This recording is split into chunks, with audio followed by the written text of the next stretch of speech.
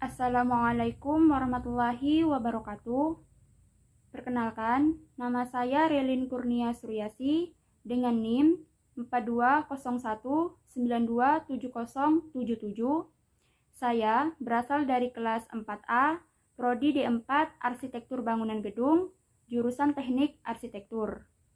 Pada kesempatan kali ini, saya akan mempresentasikan tugas besar pada mata kuliah perancangan ruang luar yang diampu oleh Bapak Muhammad Hilmi STMSC dengan judul tugas yaitu perancangan arsitektur luar pada bangunan Stupadu 2. Pertama-tama secara singkat akan saya jelaskan analisa-analisa dari hasil penelitian yang telah saya lakukan terhadap lokasi, situasi dari bangunan Stupadu 2.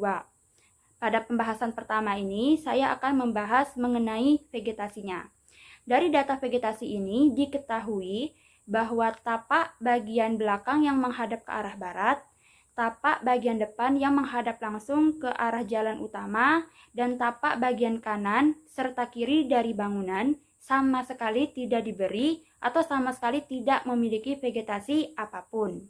Jadi dari analisa yang telah didapat, maka solusi terbaiknya yaitu memberikan sekeliling dari tapak, depan, belakang, kiri, dan kanan, vegetasi yang dimana juga tidak memakan banyak tempat. Untuk tanaman, vegetasi yang sangat cocok ditanam pada lokasi tersebut disarankan adalah sebuah pohon cemara Norfolk yang memiliki ketinggian maksimal biasanya 6 meter dan memiliki daun yang lebat. Tujuan dari pemilihan pohon cemara Norfolk ini yaitu karena pohon tersebut dapat membantu mencegah polusi udara dari kendaraan masuk ke area tapak. Selain itu, pohon cemara Norfolk juga bisa membantu memberikan keindahan estetika pada area tapak. Pada pembahasan yang kedua, saya akan menjelaskan analisa dari drainase. Data-data dari analisa drainase yang telah saya dapatkan diketahui bahwa tapak pada bagian belakang dan kiri dari bangunan sama sekali tidak memiliki drainase alami dan buatan apapun. Maka solusi yang dapat diberikan yaitu yang pertama, membuat saluran drainase pada bagian tapak belakang dan kiri untuk mengurangi genangan air yang terjadi. Yang kedua, dibuatlah lubang dari resapan biopori, di mana manfaat dari pembuatan lubang resapan biopori itu banyak sekali. Yang pertama, itu dapat mengurangi genangan air. Yang kedua, dapat membantu mengurangi penggunaan pupuk industri.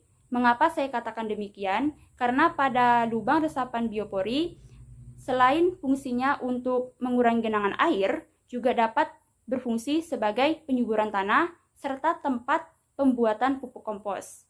Maka dari itu, pembuatan lubang resapan biopori sangatlah bermanfaat. Untuk pembuatan dari lubang resapan biopori, pembuatannya itu dibuat di sekitaran tumbuhnya pohon serta di sekitar area jalur masuk pada area tapak. Selanjutnya, saya akan menjelaskan secara singkat mengenai pemberian perkerasan pada area tapak. Sebagaimana yang telah terlihat pada slide dari layar ini, perkerasan yang terdapat pada tapak itu ada dua. Pertama, perkerasan yang ada pada bagian depan dari tapak agak pojok ke area sebelah kiri. Perkerasan ini merupakan alur keluar masuk dari truk sampah. Selanjutnya perkerasan yang kedua, saya buat pada area dekat restoran. Hal ini dengan tujuan jika ada tamu yang tidak ingin makan sarapan di dalam ruangan atau indoor, maka mereka dapat sarapan makan pada ruang luar atau di outdoor. Selebihnya, tidak ada perkerasan lagi yang saya tambahkan, melainkan saya buat sebuah taman agar nuansa itu menyatu dengan alam, membuat hotel yang ada pada lokasi menyatu dengan alam. Tidak hanya itu, terdapat juga ram yang langsung menuju pada area basement, dan 2 ram naik turun lantai dasar, di mana itu merupakan area parkir. Selanjutnya, saya akan menjelaskan elemen-elemen apa saja yang ada pada pembuatan pagar. Sebagaimana yang telah terlihat pada slide ini, dapat dilihat jarak antara satu kolom dengan kolom lainnya itu berjarak antara 3 meter. Sedangkan untuk jarak dari satu kolom dengan kolom besar pemikul dari pintu pagar itu sekitar 4 meter. Dan untuk jarak dari pintu pagarnya itu sendiri, lebarnya itu sekitar 8,40 meter. Terlihat dari slide bahwa dua kolom kiri kanan yang merupakan pemikul dari pintu pagar itu terdapat lampu bulat berpijar, di mana besi dari pintu yang digunakan itu dengan ukuran plat 2 mm. Lanjut, pada bagian pagar kiri dan kanan sama dengan ukuran dari pagar bagian depan, yaitu memiliki ukuran atau jarak antara satu kolom dengan kolom lainnya sekitar 3 meter dengan bahan yaitu pasangan bata yang diplester, sama juga dengan yang bagian depan pasangan bata yang diplester. Lanjut, pada pagar bagian belakang itu sedikit berbeda dengan pembuatan pagar di bagian depan, kiri dan kanan, karena perbedaannya di sini pagar bagian belakang itu ditambahkan kawat dengan 7 lapis. Besi yang digunakan juga besi SKU, tidak berbeda jauh dengan besi pintu pagar. Dan sini juga terlihat bahwa jarak antara satu kolom dengan kolom lainnya 3 meter. Lanjut, pada slide berikutnya, terlihat ini adalah detail-detail dari pagar yang telah dibuat, di mana kolom yang digunakannya itu menggunakan ukuran 25/30 cm. Sedangkan ring balok yang digunakan pada pagar bagian belakang itu digunakan dengan ukuran 15/25 cm. Ralat 15/20 cm. Berikutnya, saya akan menjelaskan secara singkat mengenai jenis-jenis lampu apa saja yang saya gunakan pada sekitaran area tapak dari lokasi stupa 2.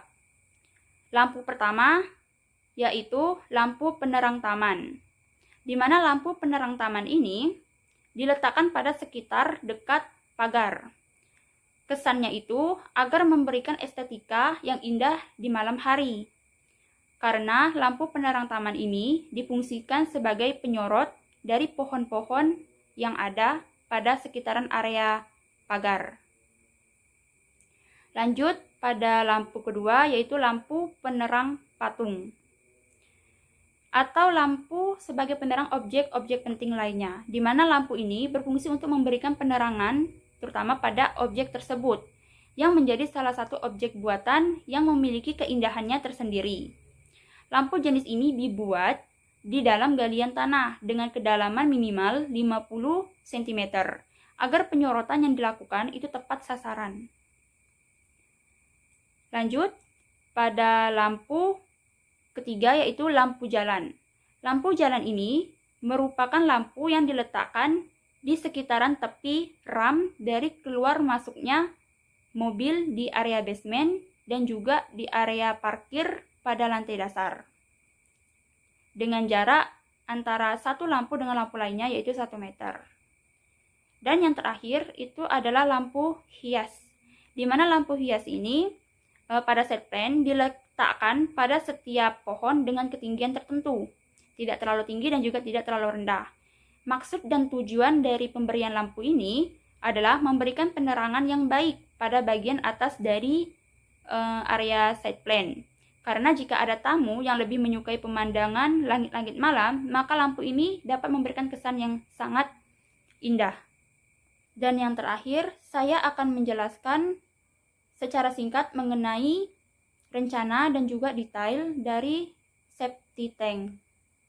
Untuk denah yang terdapat pada safety tank, yaitu denah bak kontrol, memiliki ukuran dengan lebar 5,6 meter dan panjang 5,6 meter, memiliki sisi yang sama panjang, dengan ketinggian yaitu 5,30 meter.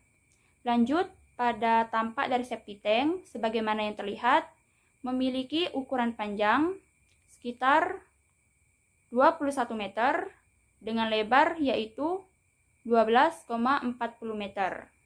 Sedangkan ketinggian dari septic tank ini berkisar antara 15 meter.